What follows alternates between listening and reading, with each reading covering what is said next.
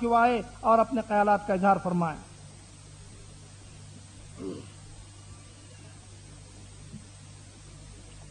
السلام علیکم ورحمۃ اللہ وبرکاتہ۔ الحمد للہ وحدہ والصلاة والسلام علی من لا نبی بعدہ وبعد، فإن خیر کتاب اللہ وخیر الہدی ہدی محمد صلی اللہ تعالی علیہ وسلم، وشر الامور محدثاتها وكل محدثۃ بدعۃ وكل بدعۃ ضلالہ وكل ضلالۃ فی النار۔ اعوذ باللہ من الشیطان الرجیم، بسم اللہ الرحمن الرحیم۔ والعصر ان الانسان لفی خسر الا الذین آمنوا وعملوا الصالحات وتواصوا بالحق وتواصوا بالصبر۔ وقال رسول اللہ صلی اللہ تعالی علیہ وسلم، من مات وهو يعلم انه لا الہ الا اللہ دخل الجنہ۔ محترم سامعین، بغیر کسی تمہید کے چند منٹ کے لیے میں آپ کے سامنے حاضر ہوا ہوں۔ حالانکہ میری پہلی ملاقات ہمارے بزرگ دوست سے ہے، لیکن انہوں نے اتنی تعریف کر دی ہے کہ سمجھ میں نہیں آتا کہ میں کس پہ محمول کروں اس بات کو۔ بہرحال آدھے گھنٹے میں میں آپ کے سامنے چاہوں گا کہ مختصر بات آپ کے سامنے پیش کر کے رخصت ہو جاؤں۔ تمام تعریف اس رب کائنات کے لیے جس نے ہمیں اور آپ کو نہ صرف یہ کہ پیدا فرمایا بلکہ تمام طرح کی نعمتوں سے نوازا۔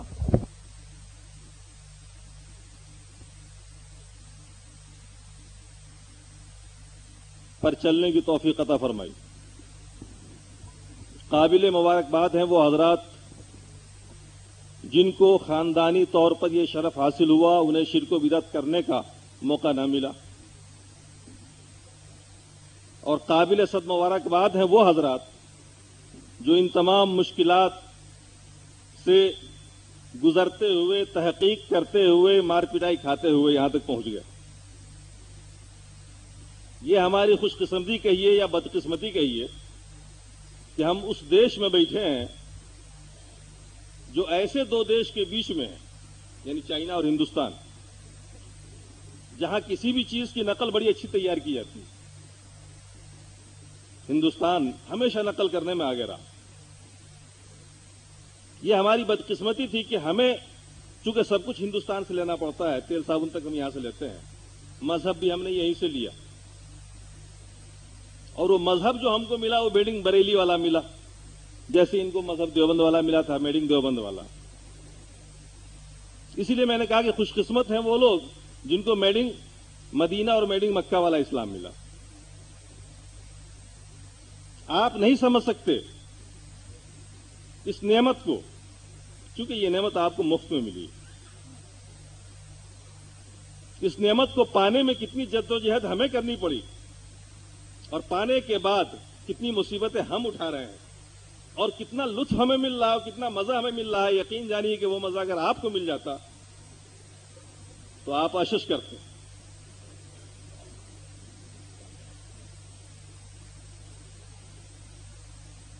میری پیدائش شدت پسند بریلوی گھرانے میں ہوئی، تعلیم و تربیت بھی ان کے بیچ میں ہوئی، نتیجے میں بھی شدت پسند مولوی بن کر تیار ہوا۔ اتنا شدت پسند کہ ندوۃ العلماء کو میں نے اس لیے صرف خیر آباد کہہ دیا کہ مجھے ان کا ذبیحہ کھانا پڑتا تھا ایک ٹائم۔ نماز تو میں نے کبھی ان کے پیچھے پڑھی ہی نہیں، اتنا شدت پسند۔ بچپنے سے ہمیں یہ سکھایا گیا تھا کہ اہل حدیث، دیوبندی، مطلب بریلیت کے علاوہ دنیا میں جتنے بھی لوگ ہیں سب کافر ہیں، بس دماغ میں یہی تھا۔ ساتھ میں یہ بھی پابندی لگا دی گئی تھی کہ نہ تو ان کی صحبت میں بیٹھنا ہے، نہ ان سے بات کرنا ہے، نہ ان کی کتاب پڑھنا ہے۔ اب آپ سوچئے کہ میں کس طرح حق کو پا لیتا۔ سارے ذرائع مسدود، سب کچھ بند کر دیا گیا، نتیجتاً اسی راہ پہ چلتا رہا۔ لیکن اب آپ سے نظر بچا کر کبھی کو کتاب کہیں سے حاصل کر لیتا۔ شروع میں مودودی صاحب کتابیں ملی، پڑھنے کا شوق ہوا، نتیجتاً جماعت اسلامی کی طرف منتقل ہو گئے، کیونکہ یہ خرافات ہم سمجھ رہے تھے کہ قرآن و سنت میں نہیں۔ کچھ دنوں کے بعد ان کو بھی دیکھا کہ حدیث کے خلاف بھی بول جاتے ہیں، لکھ جاتے ہیں۔ ایک چیز ماننی پڑے گی آپ کو، مسلمان چاہے کتنے ہی طبقے میں بٹ گیا لیکن قرآن و سنت پر ایمان سب کا ہے، محبت سب کو ہے، دعویٰ بھی سب کو ہے اس بات کا، اگرچہ وہ جانتے نہیں بیچارے جاہل لوگ، چاہے وہ کسی بھی طبقے کے ہوں، قرآن و سنت کا ایک سا احترام کرتے ہیں۔ ایک مشترک چیز سب کے بیچ میں ہے، یعنی ایک گولڈن چانس گویا ہے ہمارے پاس کہ اگر ہم صحیح قرآن و سنت کی صحیح چیز کی اشاعت کریں اور ان تک پہنچائیں تو کبھی امید ہے کہ وہ لوگ راہ راست پہنچ جائیں۔ نتیجتاً میں نے ان کو چھوڑا، پھر حق کی تلاش میں نکلے، اور ہمیں یہ تبلیغی جماعت بہت پسند آئی کہ دین کو لے کے پھر رہے ہیں، سنت کے بہت پابند ہیں، یہ کسی کا لالچ نہیں رکھتے۔ اندر اندر میں متاثر ہو گیا، بلکہ یوں سمجھیے کہ اندر اندر میں نے طے کر لیا کہ یہ حق جماعت ہے اور مجھے ان سے جڑ جانا ہے۔ میرا جو علاقہ ہے جہاں میں رہتا ہوں، میرا پورا ضلع اتفاق سے ہمارے بریلوی بھائیوں کا ہے جن میں میں تھا، وہاں اہل حدیث نہیں ہے، 2-4 گھر پہلے کہیں تھا، بغل والے ضلع میں ضرور ہے۔ نتیجتاً یہ ہوا کہ جامع ہدایہ جے پور، میں راجستھان میں شیخ الحدیث تھا، دارالعلوم غریب نواز بھلواڑے میں نے اپنے بچوں کو وہاں چپکے سے داخل کرا دیا، خود تو رہا یہاں شیخ الحدیث بن کر، اور بچوں کو داخل کیا وہاں، اور ساتھ میں 11 بچے اپنے علاقے سے لا کے اپنے خرچے میں پڑھایا تاکہ ایک مکمل ٹیم تیار کی جائے۔ جس وقت میں انقلاب لاؤں اپنے علاقے میں شرک و بدعات کے خلاف، اس وقت میرے پاس ایک ٹیم ہو۔ یہ تیاری چل پڑی اور 4 سال تک مسلسل میں اس میں جدوجہد کرتا رہا۔ اتفاق دیکھیے کہ اسی بیچ میں علماء اہل حدیث سے ایک مناظرہ طے ہو گیا بلواڑے میں، چھوٹی سی وہاں جماعت تھی، ایک مولوی صاحب تھے، وہ ہر جگہ کہتے پیتے تھے کہ سورہ فاتحہ کے بغیر نماز نہیں ہوتی، سورہ فاتحہ کے بغیر نماز نہیں ہوتی۔ ہمارے مریدین نے ہم سے پوچھا، حضرت یہ کیا ماجرا؟ میں نے کہا بھائی سورہ فاتحہ کا پڑھنا حرام، جو پڑھے گا اس کے منہ میں آگ ڈال دی جائے گی کل قیامت میں۔ ہم لوگوں نے تو یہی پڑھا تھا، یہی سنا تھا۔ آخرکار مریدین نے مجبور کیا، مناظرہ اسی پہ طے ہو گیا۔ بھائی ہم لوگوں کا دعویٰ تھا کہ دیوبندی آؤ، وہاں بھی آؤ، مناظرے میں تو اس کو 1 منٹ میں ہرا دیں گے، اس سے پہلے بھی 2 مناظرے کر لیا تھا۔ مناظرہ طے ہو گیا، 2 مولانا بلائے گئے بستی سے، قرات خلف امام پہ مناظرہ طے ہوا، شروع ہوا۔ میں نے انہی میں سے ایک مولانا کو کھڑا کیا، مولانا اٹھیے، حضرت تلاوت کریے، اذا قرئ القرآن فاستمعوا له وانصتوا، تلاوت کی۔ میں نے کہا ترجمہ کریے۔ انہوں نے ترجمہ کیا کہ جب قرآن پڑھا جائے خاموشی سے سنو اور چپ رہو۔ میں نے کہا دیکھیے یہ اللہ کا حکم ہے، سارے جنتا کو بتایا میں نے، یہ اللہ کا حکم ہے۔ اللہ اگر صرف اتنا فرما دیتا کہ خاموش رہو تو بھی بات ہو جاتی، کیونکہ فاعل واحد سے ایک وقت میں ایک ہی فعل سرزد ہوتا ہے۔ یعنی آپ ایک وقت ہم کو جب دیکھتے ہیں تو سن نہیں رہے ہوتے ہیں، اور جب سنتے ہیں تو دیکھتے نہیں ہیں۔ دماغ ہے ایک، طاقتیں ہیں 5 علم کے، لیکن یہ ساری چیزیں ٹرانسمٹ کرتی ہے دماغ کو، پھر دماغ فیصلہ کرتا۔ تو یہ منطق کا قاعدہ کلیہ ہے کہ فاعل واحد سے ایک ہی فعل سرزد ہوگا۔ اللہ نے فرمایا چپ رہو، اگر اتنا بھی اللہ فرما دیتا تو بھی سورہ فاتحہ کی فرضیت نہ صرف یہ کہ ساقط ہوتی بلکہ منع ہو جاتا، لیکن یہاں اللہ نے یہ بھی فرمایا ہے کہ خاموش بھی رہو، چپ بھی رہو۔ میں نے لوگوں سے کہا کہ دیکھو یہ علماء جن کو آپ لائے ہو مناظرہ کے لیے، جن کو ہم گستاخ رسول اب تک کہا کرتے تھے، اب یہ کہنا پڑے گا کہ یہ قرآن کو بھی نہیں مانتے۔ قرآن کی اس آیت میں اللہ نے حکم دیا ہے اور یہ کہہ رہے ہیں سورہ فاتحہ پیچھے پڑھو، ادھر آگے امام قرات کرے گا اور پیچھے سے کہیں گے کہ مقتدی سورہ فاتحہ پڑھے۔ اب بتاؤ کیسے سننا پایا جائے گا، کیسے چپ رہنا پایا جائے گا؟ لوگوں کی بات سمجھ میں آ گئی؟ لوگ آگے مولانا آپ بالکل ٹھیک کہہ رہے ہیں، حضرت آپ بالکل ٹھیک کہہ رہے ہیں، یہ سب غلط ہے۔ بات آئی گئی ہو گئی۔ ہمارے سامنے اس سے پہلے بہت حدیثیں آئی تھی اس ضمن کی، لیکن ہم سب کی تعویل کرتے تھے، جو تعویل کی انفراد پر محمول کرتے تھے۔ اتفاق کہیے کہ 15-20 روز کے بعد مسلم شریف پڑھاتے ہوئے ایک حدیث سامنے آئی، عبادہ بن صامت رضی اللہ تعالیٰ عنہ سے مروی، جس میں آپ نے ارشاد آپ نماز پڑھ رہے تھے، اللہ کے رسول نماز پڑھا رہے تھے، سلام پھیرنے کے بعد اللہ کے رسول صلی اللہ علیہ وسلم نے پوچھا کہ تم میں کس نے قرات کی ہے میرے پیچھے؟ آپ نے عرض کیا عبادہ بن صامت نے، یا رسول اللہ میں نے۔ اللہ کے رسول نے جواب میں ارشاد فرمایا کہ سورہ فاتحہ کے علاوہ کچھ مت پڑھا کرو، کیونکہ اس شخص کی نماز نہیں ہوگی جو سورہ فاتحہ نہیں پڑھتا۔ اب جب یہ حدیث میرے سامنے آئی تو میں چکر میں پڑ گیا۔ اب تک یہ حدیث نہیں آئی تھی، عملی تفسیر آئی ہم نے سامنے آئی۔ اب میں سوچنے پہ مجبور ہو گیا کہ یا اللہ قرآن کی یہ آیت اللہ کے رسول پہ نازل ہوئی، مطلب ہم نکال رہے ہیں، اگر اس کا وہی مطلب ہے جو ہم بیان کر رہے ہیں تو پھر اللہ کے رسول نے ایسا کیوں فرمایا؟ اب ہم پریشانی میں مبتلا ہو گئے۔ اب میں نے سوچا کہ تحقیق کرنی پڑے گی، اور میرے دماغ میں آیا کہ اب قرآن کی اس آیت کا پہلے مطلب دیکھا جائے کہ مفسروں کی نظر میں کیا ہے۔ ہم نے اس کے لیے اسپیشل خاموشی کے ساتھ جے پور کا سفر کیا، وہاں 11 تفسیریں اٹھا کے دیکھا، معلوم ہوا کہ یہ آیت مکی ہے اور نماز کی فرضیت سے پہلے ہی نازل ہوئی تھی۔ یہ ولغوا فی کا جواب ہے۔ جو کفار مکہ نے مشورہ کیا، میٹنگ کی کہ جب محمد قرآن پڑھے تم لوگ شور مچاؤ، ولغوا فی، شور مچاؤ تاکہ تم کامیاب ہو جاؤ، ان کی بات دوسرے نہ سن سکے، تو اس کے جواب میں یہ آیت نازل ہوئی کہ اذا قرئ القرآن، جب قرآن پڑھا جائے خاموشی سنو، چپ رہو، ہو سکتا ہے اللہ تمہارے اوپر رحم کر دے، تمہیں ہدایت دے دے۔ اب سمجھ میں آیا کہ اس آیت کو کہاں پہ فٹ کیا گیا، نازل تو کیا کہاں ہوئی، شان نزول کچھ اور ہے اور فٹ کہیں اور پہ کیا گیا۔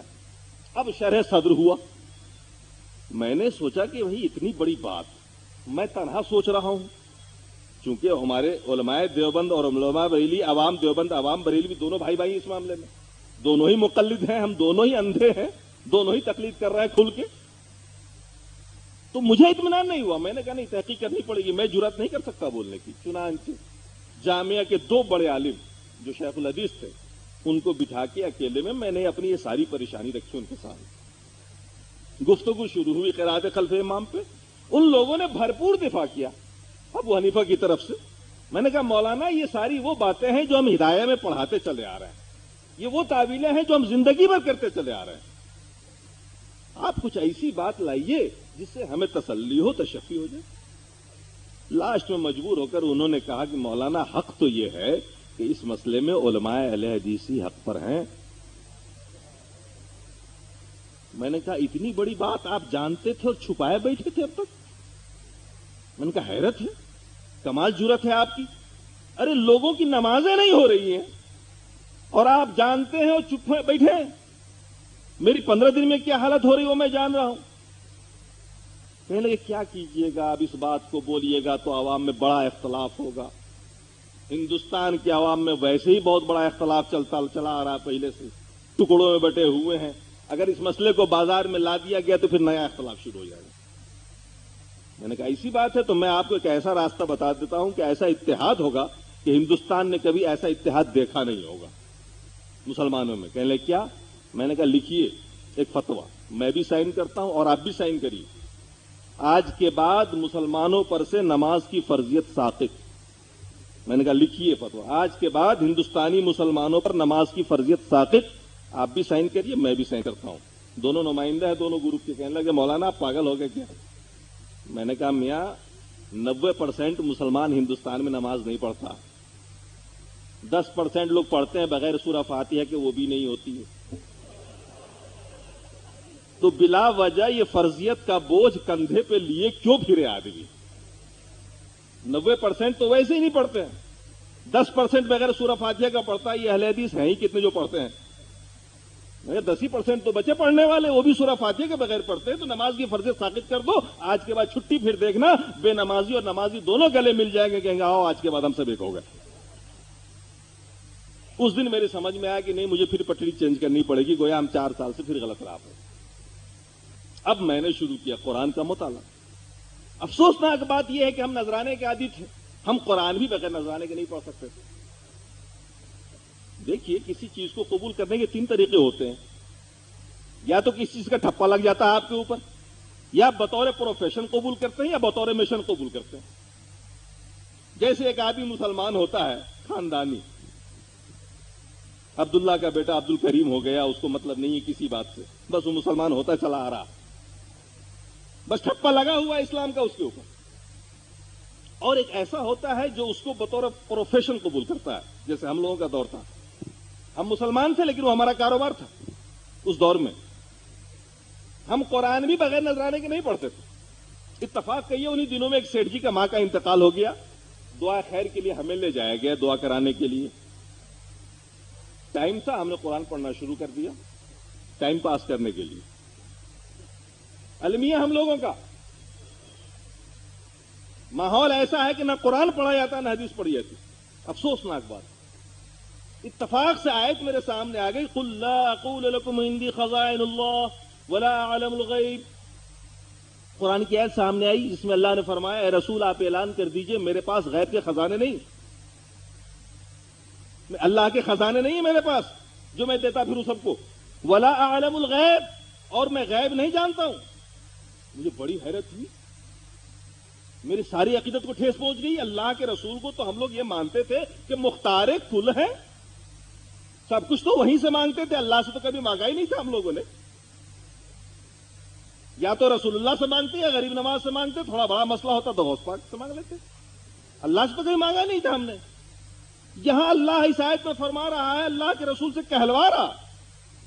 اور پھر علم غیب اتنی شدت کے ساتھ ہم لوگوں کا عقیدہ تھا کہ رسول غیب کے جاننے والے ہیں، کہ غیب کے نہ جاننے والے جو لوگ عقیدہ رکھتے ہیں رسول غیب کو نہ جانتے ہیں، انہی بنیاد پر تو ہم ان کی تکفیر کرتے تھے، چاہے وہ علماء دیوبند ہو یا علماء بریلی اہل حدیث ہو.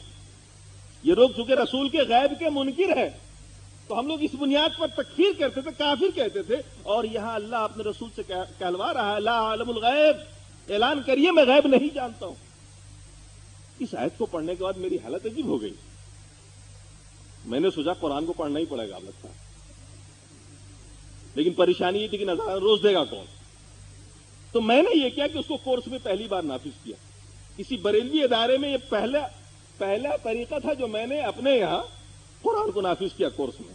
اور التزام یہ کیا کہ میں خود پڑھاؤں گا، اور طے یہ کیا کہ ہندوستانی مفسروں کی تفسیر اور اردو ترجمے نہیں پڑھوں گا. یقین جانیے 9 مہینے بیتے تھے پڑھاتے پڑھاتے، 9 پارے پڑھا سکا. مجھے ایسا محسوس ہونے لگا کہ جیسے سارا قرآن خود ہمارے خلاف نازل ہو رہا ہے. ہم مکہ میں بیٹھے ہیں، شرک کی وہ ساری قسمیں جن کو ہم پہلے کبھی نہیں جانتے تھے، جن کو ہم شرک ہی نہیں سمجھتے تھے، توحید کا نام نہیں سنا تھا ہم نے، وہ ساری قسمیں قرآن کی ان آیتوں میں اور شرک کی ان تمام قسموں کا ابطال. ایسا محسوس ہو رہا تھا ہم جیسے مکے میں بیٹھے ہیں، قرآن نازل ہو رہا ہے اور ہم لوگ اسلام کے خلاف ساری کارروائیاں کر رہے ہیں.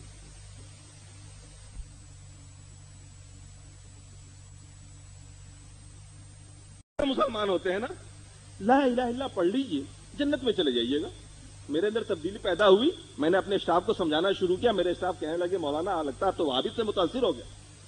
میں نے کہا کیوں بھائی، کیا آپ کی باتیں ایسی ہوتی ہیں؟ میں نے کہا دیکھو اللہ کے رسول نے فرمایا لا الہ الا اللہ پڑھنے سے جنت میں چلا جاتا ہے آدمی. کہا کیا؟ میں نے کہا یہ میرا چپراسی آیا راجپوت ہے، ایک چپراسی تھا چائے پلاتا تھا وہ. میں نے کہا چچا جی ادھر آنا ذرا پڑھ دینا لا الہ الا اللہ محمد رسول اللہ. اس نے کہا لا الہ الا اللہ محمد رسول اللہ. میں نے کہا جاؤ ہو گیا کام. میں نے اپنے اسٹاف سے پوچھا کہ جنت میں جائے گا کہ جہنم میں؟ صاحب تو جہنم میں جائے گا. میں نے کیوں جائے گا جہنم میں؟ اس نے بھی تو پڑھا لا الہ الا اللہ محمد رسول اللہ.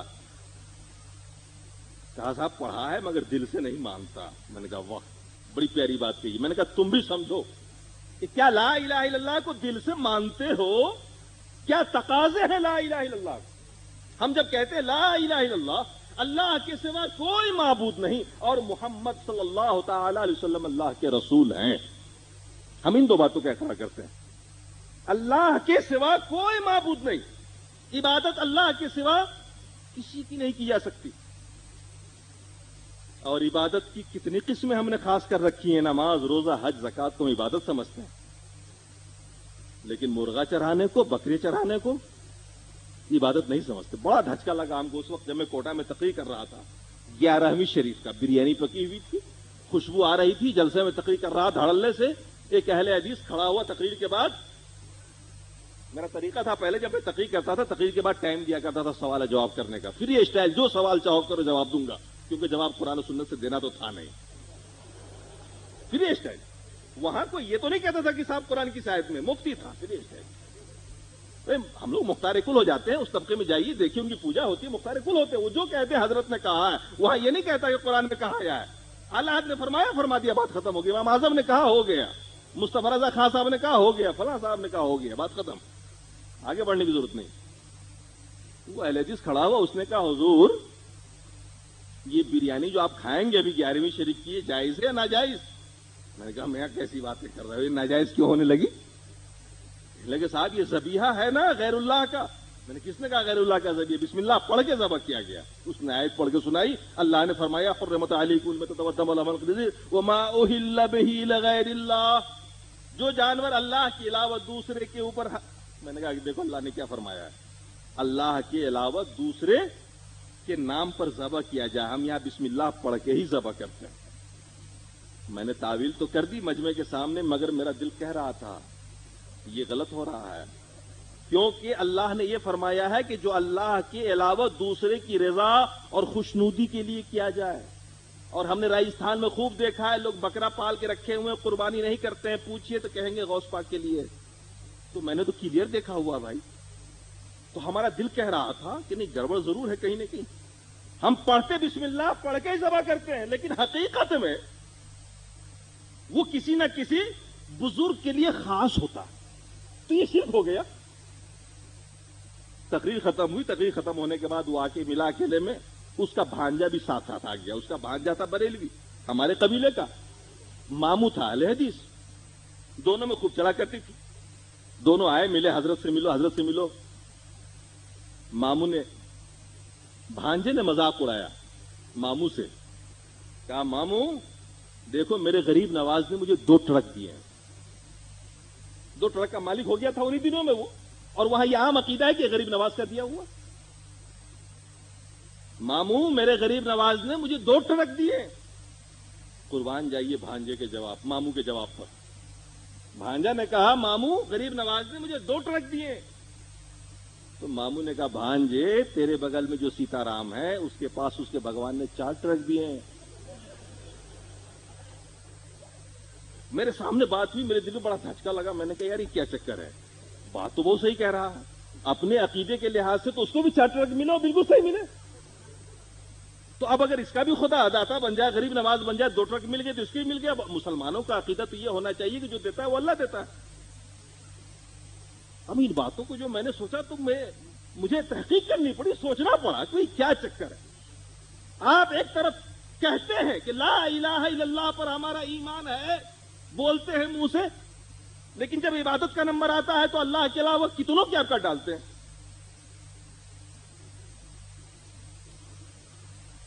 نظر عبادت ہے یا نہیں؟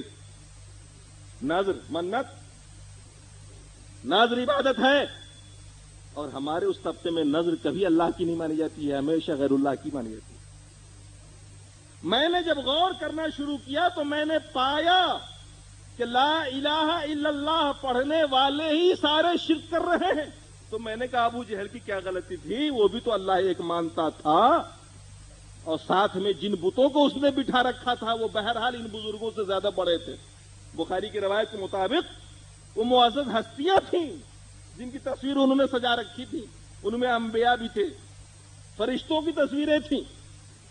سوچنا شروع کیا میں نے, اور آپ کے لیے بھی پیغام ہے کہ ہم جب لا الہ پڑھتے ہیں تو گویا ہم اللہ تبارک و تعالی سے یہ عہد کرتے ہیں کہ اللہ نہ ہم تیری ذات میں کسی کو شریک کریں گے آج کے بعد, نہ تیری صفات میں کسی کو شریک کریں گے آج کے بعد, نہ تیری عبادت میں ہم کسی کو شریک کریں گے آج کے بعد.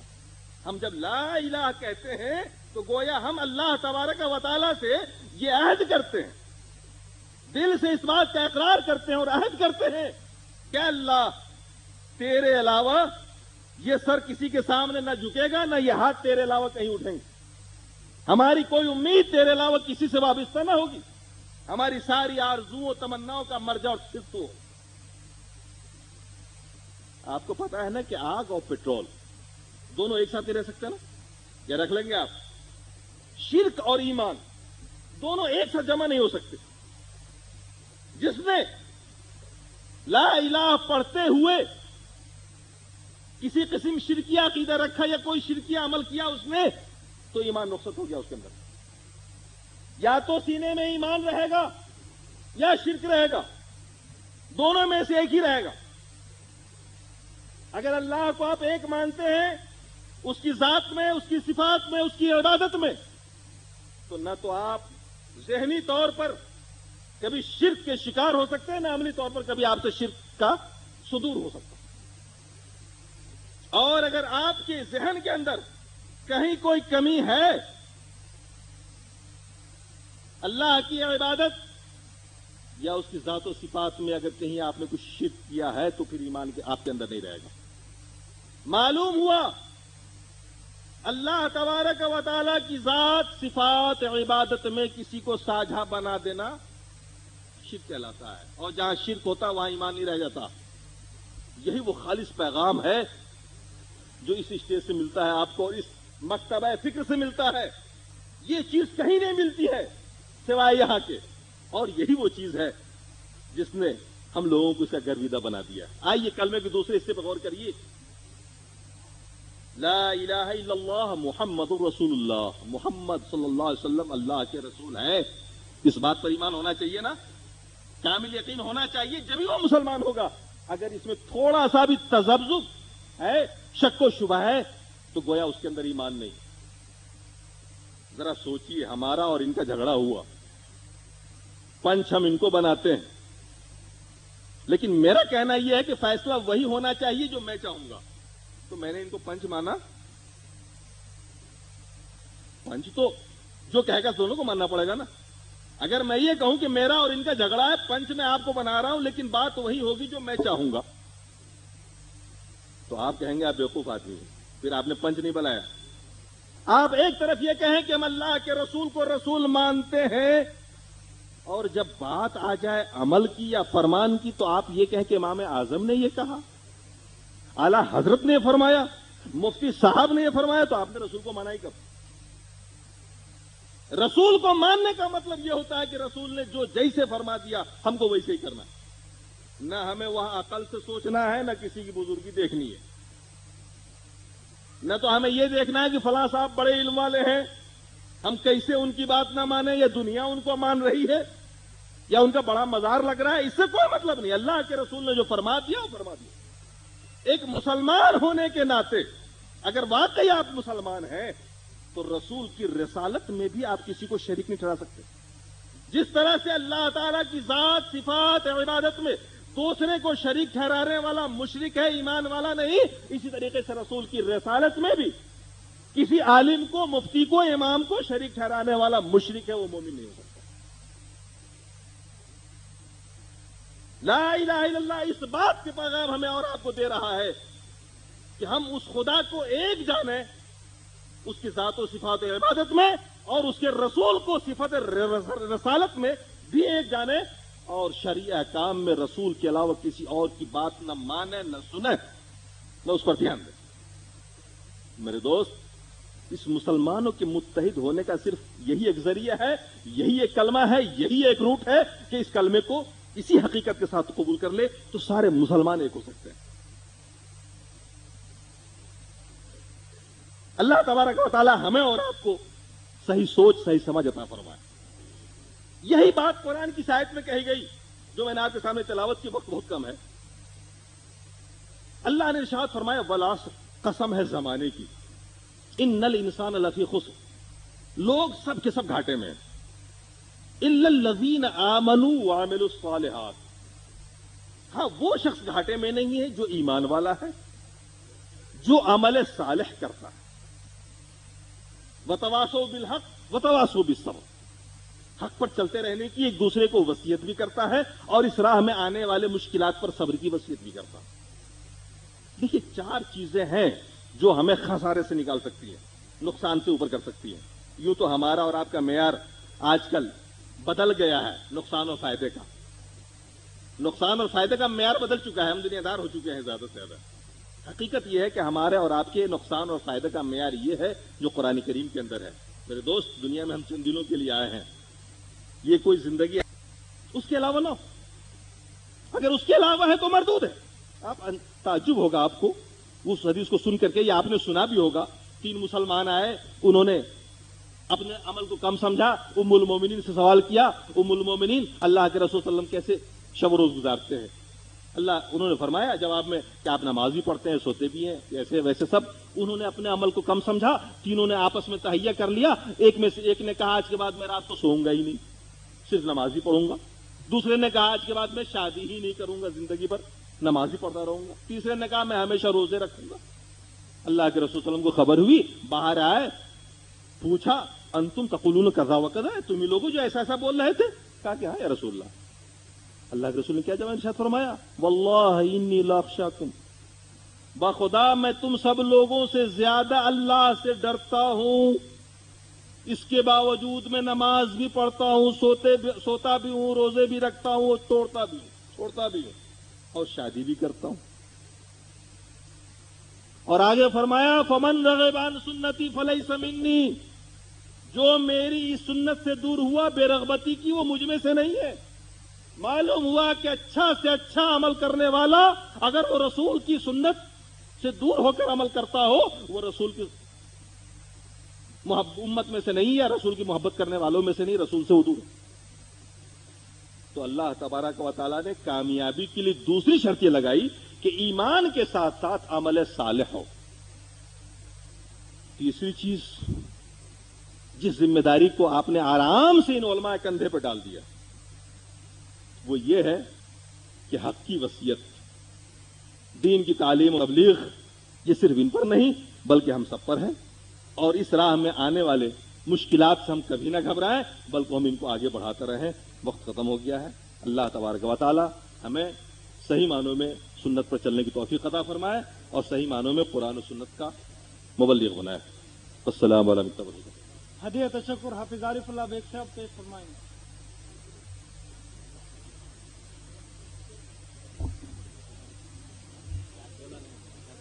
السلام علیکم ورحمۃ اللہ وبرکاتہ۔ اعوذ باللہ من الشیطان الرجیم، بسم اللہ الرحمن الرحیم۔ لئن شکرتم لازیدنکم وان کفرتم ان عذابی لشدید۔ تمام احباب کا